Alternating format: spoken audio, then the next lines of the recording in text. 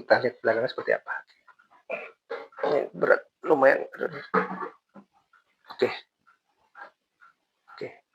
Oke, nanti saya akan close up untuk melihat apa saja di belakang untuk home theater, amplifier home theater seperti ini. Halo everyone, Assalamualaikum. Berjumpa kembali dengan Indra Pratika Channel. Oke, seperti biasanya jangan lupa untuk like, share, komen, dan subscribe, dan jangan lupa untuk centang lonceng notifikasinya agar Anda update segera video-video terbaru dari saya. Oke viewers, sebelum saya mulai video ini, mungkin Anda bisa lihat video saya sebelumnya yang ini linknya mungkin Anda bisa lihat di sini atau thumbnailnya dalam bentuk seperti ini. Oke, dalam video saya sebelumnya itu saya menceritakan memang amplifier Yamaha saya memang ternyata memang tiba-tiba mati total, dan kemudian saya mencoba ini membawa ke tukang servis yang biasa. Karena kenapa saya tidak langsung membawa ke service center Yamaha, karena memang saya pikir kalau dari Yamaha, dan saya baca dari sebelumnya, kalau memang terkena unit atau komponen di dalam yang perlu impor itu ternyata memang agak lama. Akhirnya saya kemudian kemarin memang memutuskan bahwa saya bawa ke tukang servis biasa, dan ternyata cukup lama di tukang servis biasa itu dicek, ternyata memang kesimpulannya ini memang terkena di mainboardnya. Dan lagi-lagi tukang servisnya pun akhirnya mungkin menyerah ya, karena dia tidak berani mengutak-atik ketika itu urusannya adalah mainboard, karena memang itu sulit ditemukan di pasaran elektronik yang ada di sini. Karena memang kalau pabrikan besar seperti Yamaha ini kadang-kadang memang komponen itu memang tidak diproduksi secara massal, dalam arti tidak mungkin dijual secara bebas. Jadi artinya adalah komponen itu memang harus dibeli dari Yamaha dari Jepang di sana seperti itu. Jadi akhirnya ini oke, saya bawa kembali, dan mungkin entah nanti mungkin saya akan coba ke service center yang di Yamaha yang di jalan di Sabang ya situ. Mungkin saya akan coba ke sana, tapi mungkin saya juga tidak tahu pasti apakah ini saya coba akan perbaiki atau tidak, karena ternyata kalau memang mainboard kena berarti otomatis memang harus menunggu dan import dari Jepang sana. Oke viewers, ini karena memang sekarang posisinya tidak saya gunakan, mungkin sekalian saja saya bikin video untuk memperlihatkan untuk di belakangnya seperti apa ya. Jadi kemarin itu saya memang membeli amplifier pengganti yang lebih affordable. Mungkin nanti memang belum saya buat videonya, nanti mungkin berikutnya akan saya buat.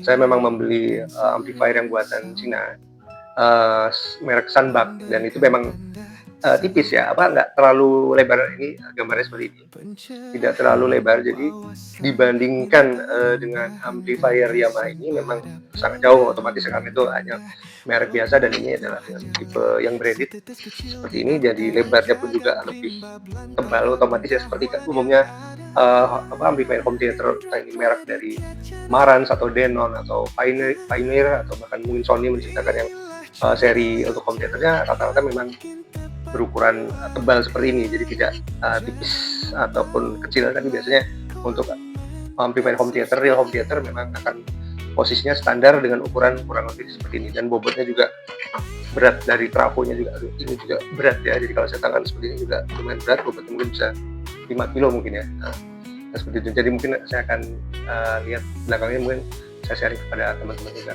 kepada rekan-rekan semua. Oke, coba kita lihat belakangnya ya. Saya angkat, kita lihat belakangnya seperti apa. Ini berat, lumayan berat. Oke, nanti saya akan close up untuk melihat apa saja di belakang untuk home theater, amplifier home theater seperti ini.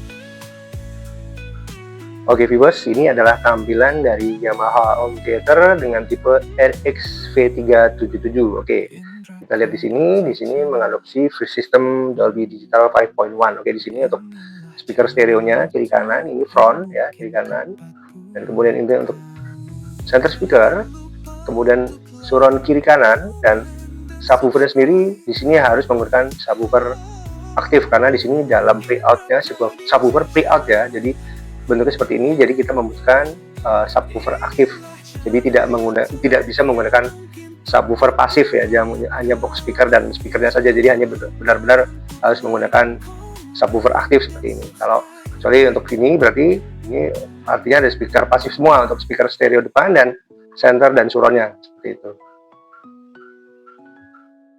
Oke, dan ini untuk input audionya. Oke, mungkin teman-teman bisa lihat di sini ada banyak sekali ya, ada HDMI 1, HDMI 2, 3 dan 4, dan ini adalah HDMI out. Oke.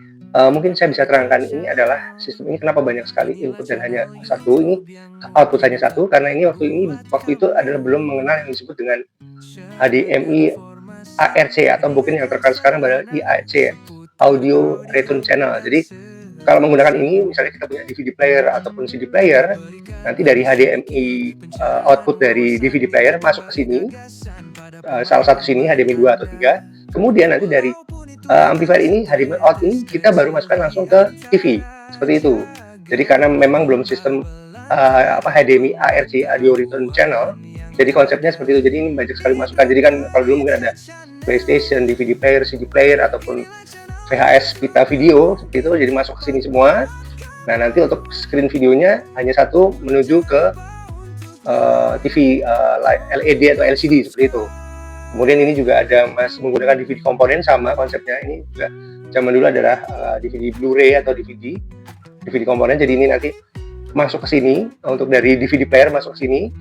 Kemudian dari amplifier ini langsung ini keluar menuju ke TV LCD atau LED seperti itu. Ini juga ada yang digital, koaksial ada 2. Dan kemudian ini optikal, ini ada 1 di sini, optikal untuk input digital, audio digital ya. Dan kemudian ini juga masih menyisakan untuk analognya, yaitu RCA ada 2 seperti itu. Ini outputnya juga ada 3, maaf itu.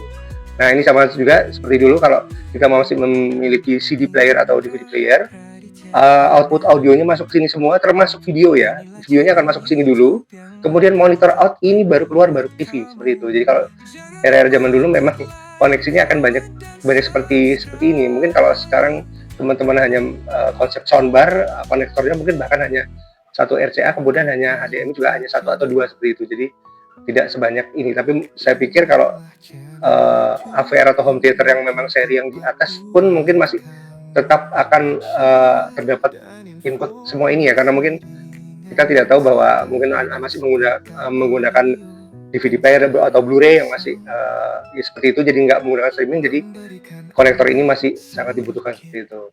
Jadi kalau dilihat ini mungkin kalau beberapa orang mungkin akan ribet ya, memang banyak sekali kan, tapi ini juga bisa memberikan pilihan terhadap berbagai macam source atau sumber multimedia yang kita miliki. Kalau sekarang mungkin kita anggap dari film streaming, dari saluran streaming seperti Netflix ataupun Disney Hotstar, kita dari TV saja sudah langsung bisa connect masuk ke sini langsung, karena sudah sifatnya ARC atau IARC yang sekarang ya. Jadi otomatis hanya 1 konektor saja sudah cukup untuk audio dan video gitu. Oke viewers, sekian dulu video dari saya. Mudah-mudahan ini bisa sedikit memberikan informasi ataupun pencerahan kepada rekan-rekan semua. Oke, jangan lupa untuk like, share, komen, dan subscribe. Oke viewers, assalamualaikum.